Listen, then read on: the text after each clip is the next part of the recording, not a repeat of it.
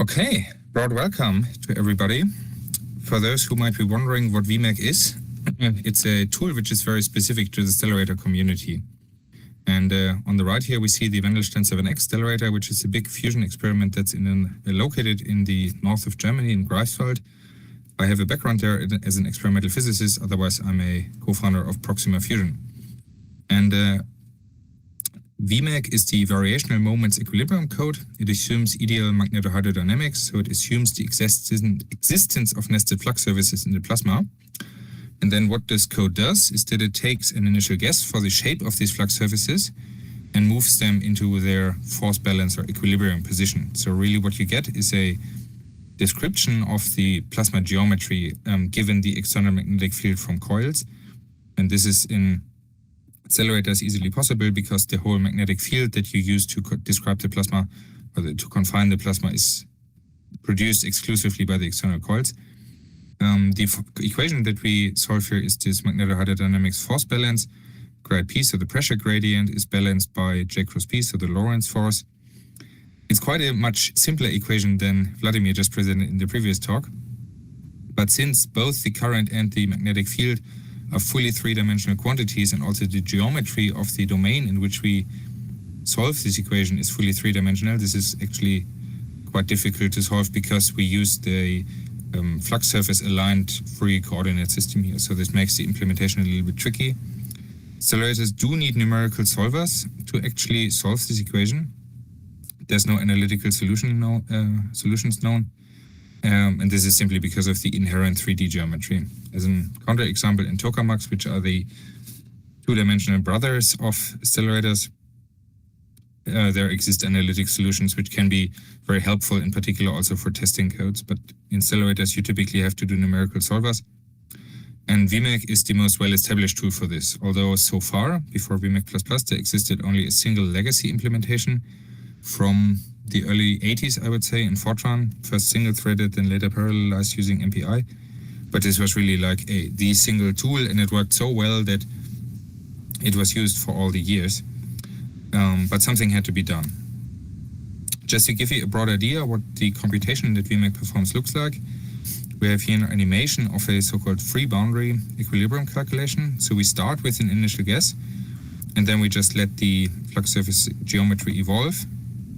And the color code here describes the force residual of this equilibrium, basically the quantity that we try to minimize. And we see that when the equilibrium is converged, we do see that the force residual basically attains the value that is the best one given a certain resolution that we set a priori.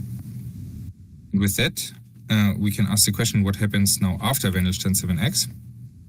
And I would like to briefly take the opportunity to also draw your attention to the Stellaris concept, which is the QI, quasi-isodynamic stellarator concept that we would like to use to, or showcase to how to pave the way towards steady-state fusion power plants. It has recently come out, and it's a result of the public-private partnership led by Proxima Fusion and the Max Planck Institute for Plasma Physics, where Wendelstein 7X is located, and in which context VMEC++ has also made some appearance. And with that, I would already like to hand over to Enrico. I'll unshare here, I think, and then Enrico can take the floor.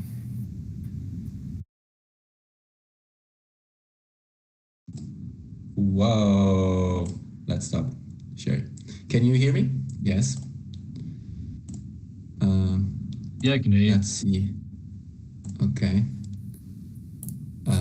And now you can also see my screen, hopefully. We've got that. Yep, looks good. Okay, great.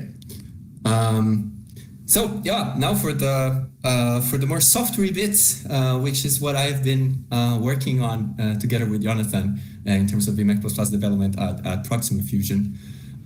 As he said, VMEC++ is a modern Python-friendly reimplementation of the VMEC ideal MHD equilibrium solver, and VMEC++ is easy to install. First of all, right? We really paid attention to the aspects of to the usability aspects. All major Linux flavors and latest macOS versions are supported out of the box. This is actually all that you need to do. to get the VMEC++ Python bindings together with the C++ libraries, any dependencies, right? There's no trick here. This is really everything that you need to do to get VMEC++. You also get direct integration in C++ project via either the CMake or Bazel build systems. Both are supported. In which case, you use the typical CMake or Bazel ways of adding project dependencies. We released VMEC++ last month to the public, and since then you see the GitHub star history has been steadily going up. I think we are happy with the amount of feedback and adoption that we got so far. 126 stars might not seem much compared to a lot of GitHub projects, but in this space, it's actually very, very good. VMEC++ is also easy to use. Again, attention to the user experience has been something we've been really cognizant of. This is the one entry point to VMEC++. You vmecpp.run, pass in an input, get out an output, right? A Python-friendly functional programming style API, easy to run concurrently, either on multiple threads or multiple cores. Error reporting is done by Python exceptions, or C++ exceptions if you're invoking the C++ core directly. VMEC++ guarantees no segfaults, no aborts, no C++ stack tracing in Python. If that happens, is a bug, please report, right? It's not expected. There's no global state. This is a difference with respect to the Fortran implementation. So this plays well with whatever parallelization algorithm. And you might know, if you're in the space, SimSoft as a popular stellarator optimization framework. VMEC++ integrates seamlessly with SimSoft. It offers the kind of VMEC class interface that SimSoft expects. Here on the right, a couple of quick code snippets to give you an idea. So here's really the full public API, right? This is the thing that you call run. You pass a VMEC input object, which you can create from a normal Fortran or more modern JSON input file. You can specify the amount of threads, the amount of parallelism that VMEC++ can use. There is a verbosity flag, of course, to turn off verbose logging. And this restart from option we'll see in a second. We'll see what it does. This is new. This is how usage looks like, right? You construct the VMEC input from an input file. You run the simulator. It goes and does its thing with the level of parallelism specified. If you don't specify anything, it's just going to use whatever amount of course your hardware allows, and then you can grab the output and further process it in Python, or just save it out to the classic netcdf format. The SimSoft-friendly API looks like this. You get vmecpp.simsoftcompat.vmec, which is a SimSoft-friendly VMEC type. You initialize it from the input file, and then you use it as usual with SimSoft. SimSoft has its own VMEC type. This is just VMEC++ equivalent. All right. We made sure that VMEC++ is following software development best practices, and as a consequence, right, both the C++ core and the Python interfaces have extensive test coverage. You see here on the right the matrix of Linux distributions that we test every wheel that we produce on. And not only we have the documentation for the public APIs, but as part of this effort in opening the black box that is this the numerics of the Fortran VMEC implementation, we also published, together with the source code, extensive documentation of the numerical methods in use in VMEC++, also available as permissively licensed LaTeX sources or on archive. The reimplementation is validated against the Fortran reference. Right? We run both VMEC++ and a Fortran reference implementation on several different stellarator configurations with a parameter scan in plasma pressure, number of Fourier modes, number of flux surfaces. In total, we have a bit more than 200 test cases, each checking order of 100 quantities for match between the reimplementation and the original implementation. You see on the right the kind of plots that come out of this validation process. The source code for which is also open source, part of a different sibling repository, together with Docker image for the reference Fortran, so you don't have to figure out how to build it yourself. The reference implementation is Dockerized. This is a few more examples of the matching between VMEC++ and the Fortran implementation. You see, for instance, on a couple of flux surfaces here for the WZBNX stellarator configuration. Now, I want to spend just a couple of words on why Proxima as a company is putting effort in open sourcing a product like VMEC++. And the reason is that this is part of a general philosophy that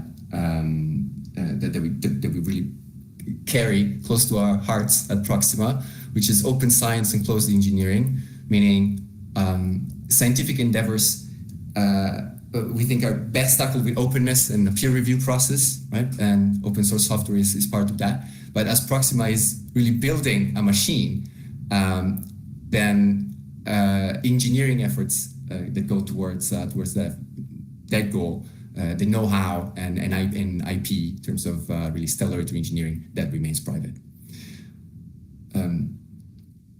So VMEC++ is just really the first example of a major scientific software that Proxima shares with the world and the larger Fusion community, but we expect that there is going to be more and more. And we hope that this both strengthens and engages the Fusion community so that the whole field accelerates. And we hope that this actually inspires other players in the field to follow the same kind of philosophy. How does VMEC++ accelerate stellarator research in practice? Well, first of all, it is simply a bit faster, right? VMEC++ internals have been optimized to be friendly to modern CPU architectures. Hot loops have been rewritten so that they are cache friendly, CPU cache friendly, and modern compilers can easily auto-vectorize them. So we really went in and did a bunch of low-level performance optimization. And the result is that VMEC++ is typically faster than its Fortran predecessor.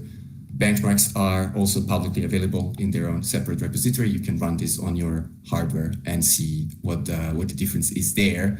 Here on the right, you see the comparison between VMEC++ and the Fortran implementation on a couple of different stellarator configurations, and for two different amount of cores, 1 core and 4 cores to the right.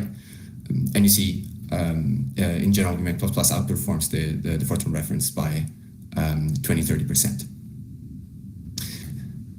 There is another big reason VMEC++ accelerates stellarator optimization, and that is hot restart. What happens in stellarator optimization applications is that you typically want to run something like VMEC++ many times on very similar configurations. And it turns out that similar initial configurations actually converge to similar equilibria, right? That makes sense. This means that we can reuse a previous solution as an educated first guess when solving a similar configuration. So when you do gradient estimations, for instance, with finite difference approaches, this speeds up computation of the different equilibria significantly by about an order of magnitude in our real-world use cases at Proxima. And this is not something new, really. Hot restart was already known to speed up VMEC++, VMEC in general. But this feature was definitely non-trivial to integrate in Fortran VMEC. For VMEC++, I think it took a couple of days to have the first proof of concept implementation. Here you see the speed up in a real-world use case at Proxima. Now, just for a quick minute, I just want to show how this works in practice. You just import VMEC++, you load an input file, VMEC input.from file, and you get a VMEC input object. Now you run VMEC++, right? I'm doing this live, but this is a low resolution configuration, so the run is very quick, done. And if you hover here over the run, you see the full signature and documentation for the public API. You see there is an argument here that I've not talked about a lot, this restart from argument in the run signature. And this is what we'll use for hot restart. So here's how you do hot restart. First, we just perturb slightly the input. This RBC represents Fourier coefficients for the input plasma configuration. Basically, I'm just perturbing the initial configuration for the simulation by tweaking, reducing by 10%, increasing by 10% some of the coefficients, and then I rerun. Let's run these cells. I rerun again VMEC++, but this time restarting from the VMEC output, the previous converged equilibrium, and you see that the first run actually took like 3,000 iterations to converge. This second run only 500, right? So in this case, we get a speed up of roughly 6x. So this is hot restart and how you run VMEC++. And this is the talk, really. In conclusion, stellarator optimization just got an upgrade. VMEC++ is simpler, faster, and easier to use than previous alternatives, and fully open source. And you find us on GitHub for further discussion. Thank you very much.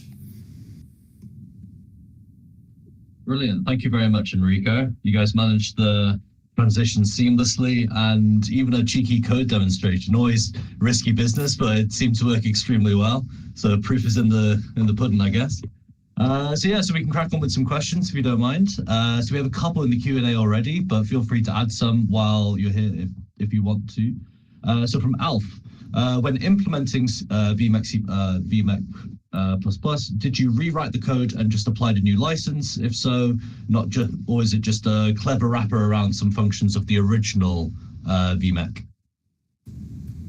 So the problem with the old VMEC was that it was not even clear what equations were actually implemented, because the implementation had progressed quite a bit past the original initial papers. So the first step was actually fully analyzing what was implemented, and this is these 200 pages of documentation that you find there, the numerics of VMEC++.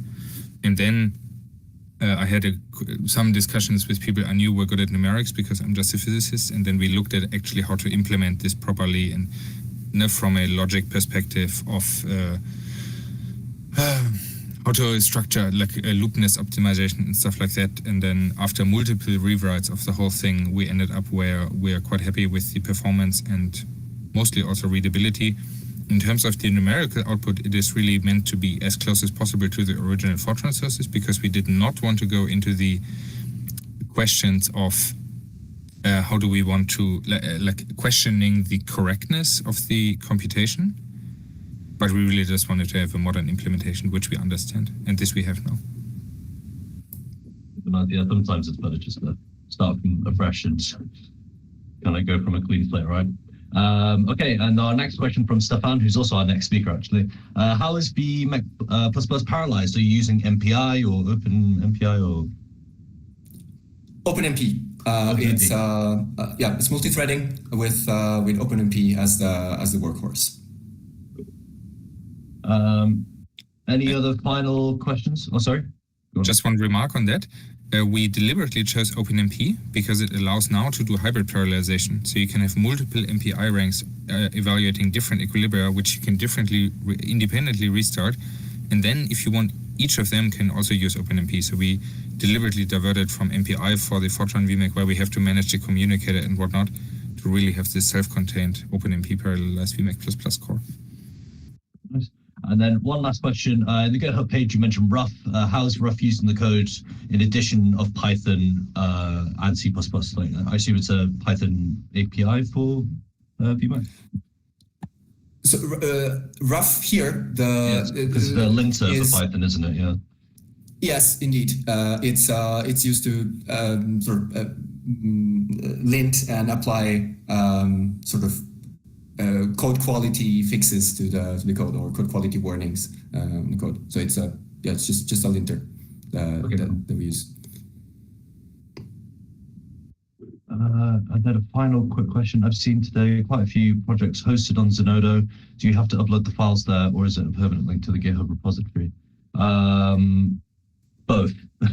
I can answer that. So you can either upload, you can either link it to a repository, you can link it to a version of a repository, and you can also upload files there, and it can be permanently stored on Zenodo.